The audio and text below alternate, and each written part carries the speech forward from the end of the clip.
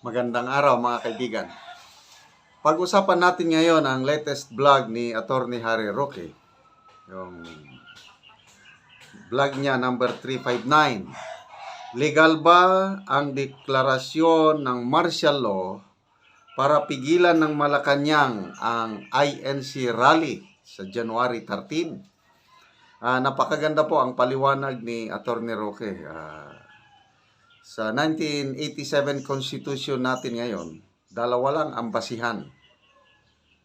Parang isang presidente ng Pilipinas mag-declare ng martial law. It's either invasion, may foreign enemy, or rebellion galing sa loob. Kung walang ganong kadahilanan, hindi pwede.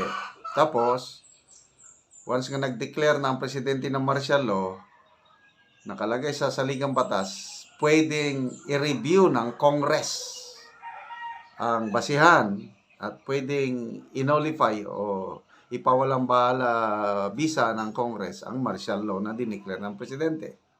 Kung sakaling lumusot sa Kongreso, pwede ang Korte Suprema.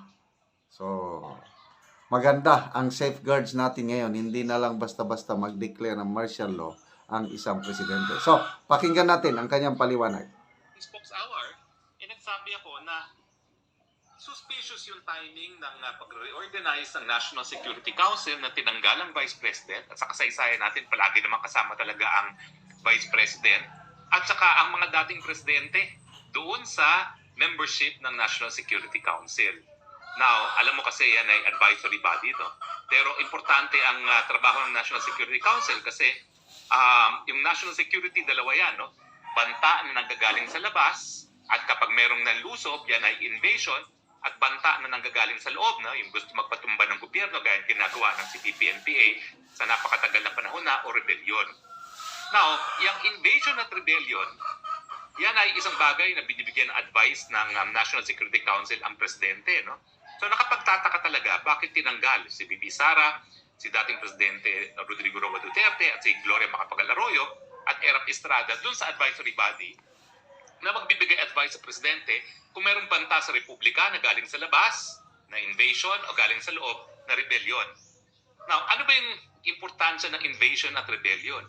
Well, sa ating saligang batas kasi, naalala niyo naman, ang 1987 Constitution yan na isang reaksyon doon sa diktadorya ng Marcos Sr., no?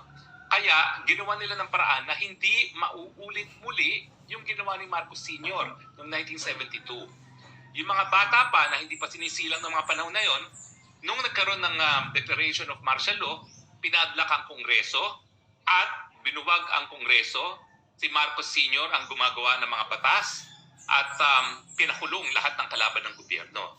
At linimitahan ang kalayaan ng malayang pananalita, no?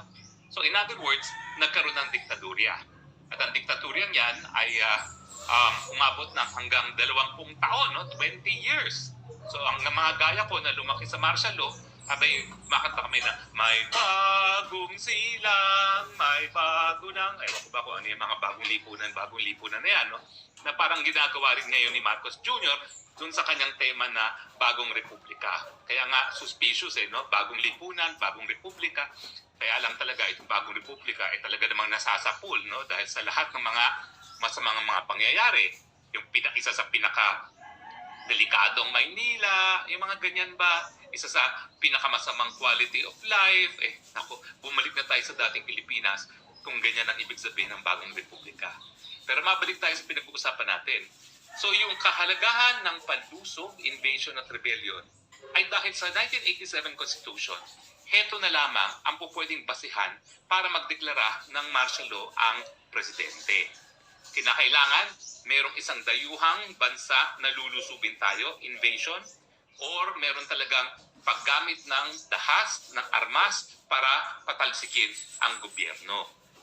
Now, para maiwasan yung diktatorya ng 1972, sinabi rin ng ating 1987 Constitution, bukod sa dalawa na lang ang kadahilanan para magdeklara ng martial law, na itong pagdedeklara ng martial law, pwedeng ma-review ang legal at faktual na basihan ng hukuman at ng ating Kongreso. In fact, automatic na kapag nagdeklara ng martial law, yung Kongreso ay talagang mag-i-special session at pag-uusapan ang legal at paktual na basihan. At kung walang legal at paktual na basihan, sasabihin nila walang bisa yung pagdedeklara ng martial law. Now, yung importansya naman ng hudikatura, binigyan din ng kapangyarihan na mag-review ng paktual at saka ng legal na basihan para sa martial law, dahil nung panahon ng martial law nga, dumudulog sa hukuman yung mga kalaban ni Marcos Sr., pero hindi naman na-aksyonan ng kanilang mga petisyon kasi ang sabi ng Korte Suprema, yung pagdedeklara ng martial law ay isang political question. Ito raw ang isang kapangyarihan na ibinigay lamang sa presidente at yung kanyang impormasyon na nakakalap ang siyang tanging magiging basihan ng pagdedeklara ng martial law na hindi po pwedeng paghimasukan ng hudikatura. Kaya nga, nagkaroon ng pag-abuso sa kapangyarihan. No? At ngayon, para maiwasan nga yung pag-abuso ng Marcos Sr., ngayon, binago. At hindi forever ang martial law, ha? Merong time limit. Hindi gaya ng ginawa ni Marcos na parang 15 years ata ang martial law kasi linif niya yung martial law in time dun sa pag-visit ni Santo Papa. So ngayon, sandali lang ang pwedeng imposition ng martial law. Now, nabanggit ko rin na yung pagtanggal nga doon sa mga presidente, dating presidente at si Inday Sara, para bagang parang wala nang pakialam si Inday Sara at ang mga dating presidente kasama si Presidente Digong doon sa mga bagay-bagay na pwedeng advice ng National Security Council, lalong-lalo na kung merong invasion o merong rebellion na basihan para magdeklara ng martial law.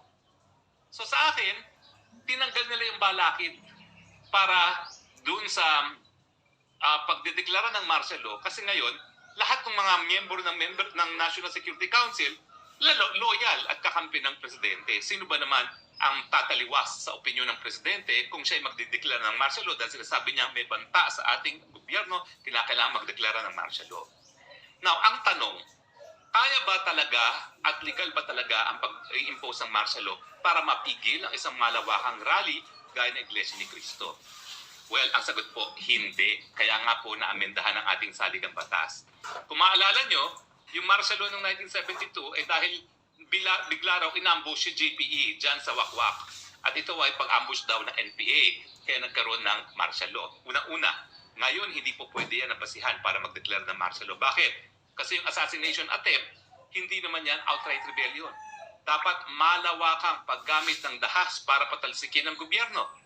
So, yung mga intrigang ganyan, hindi na po pwede maging dahilan para sa martial law. Now, kasi alam nyo anong kahalagahan ng deklarasyon ng martial law? Kasi nga, magiging temporarily, ang commander-in-chief, ang presidente, ang siyang magiging mamumuno kasama ang militar. Kasi kaya nga martial law, military. No? Now, dahil ang paggagawa ng rally o pagsasaganap ng rally ay hindi basehan ng martial law, pwede bang gawin pa rin yan? Pwede. Kasi pwedeng sabihin nila, gaya ng ginawa ni Marcos Sr., na nagsabwatan na ang mga tao sa rally at yung mga tao na gustong patalsikin ng gobyerno kasama ng ilang mga miyembro ng hukbong sandatahan. Kapag yan ang nangyari, sasabihin nila, merong rebellion, miski wala pang malawakang paggamit ng dahas laban sa gobyerno. At dahil ang National Security Council ay lahat kakampi ng presidente, siyempre, lahat sila mag-a-advise, sige, mag-impose ka ng martial law. Now, ang tanong, legal ba yan? Sa tingin ko, hindi. Pero dyan papasok kung bakit dinoble ng presidente ngayon ang budget ng Kongreso at ng Senado. Di ba? Tinaasan ng halos sa doble ang budget ng Kamara at saka ang Senador. Pagkatapos, binigyan pa na sang katutak na akap na sila lang ang magdi-distribute, no? Hindi gaya ng mga AI. Okay, so ang sinasabi ni Atty. Roque, walang legal na basihan na mag-declare ng martial law para pigilan ang Iglesia ni Cristo rally. But pwede nilang gawin. Pwede nilang gawin. Kung gusto, maraming paraan. Kung ayaw, maraming dahilan. Okay. So, dalawa lang kasi ang legal na basihan para ma-declare ang martial law. Yun lang, invasion, galing sa labas ang kalaban, or rebellion, galing sa loob, kagaya itong ginagawa ng CPP, NPA, NDF. So, wala namang malakas na puwersa ng makakaliwa, kaya walang matatawag na rebellion. Wala rin naman tayong kaaway sa labas. So, walang invasion. So, walang legal na base yan. Kailang, bantayan natin kasi nakakaduda yung ginawa nila na pag-reorganize ng National Security Council na tinanggal na nila ang mga former presidents at saka si BP Sara. So, sila na lang nag-usap. Pwede nilang gawin kung anong gusto nilang gawin. Mag-declare ng martial law, i-review ng Kongreso. Sinasabi ni Atty. Roque, madaling makapasa sa Kongreso yung declaration ng martial law. Ang pag-asa na lang natin ang Korte Suprema.